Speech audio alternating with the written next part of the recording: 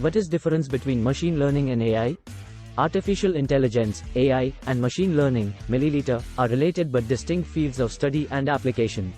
AI is a broad field that encompasses many different subdisciplines, including natural language processing, computer vision, robotics, and more. AI is concerned with creating machines and systems that can perform tasks that would typically require human intelligence, such as understanding spoken language, recognizing objects, and making decisions. Machine learning, on the other hand, is a specific subfield of AI that is concerned with the development of algorithms and statistical models that allow computers to learn from data, rather than being explicitly programmed. Machine learning algorithms can be used to analyze and make predictions or decisions without being explicitly programmed to perform the task. In simple terms, AI is an umbrella term that covers all the capabilities of a machine to mimic human intelligence. While machine learning is one of the ways to achieve AI, it is a subset of AI that enables systems to learn and improve from experience automatically.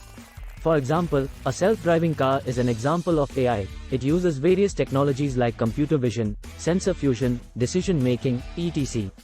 to perform its task. But the technology that allows the car to learn from the data it is collecting and improve its decision making over time is machine learning.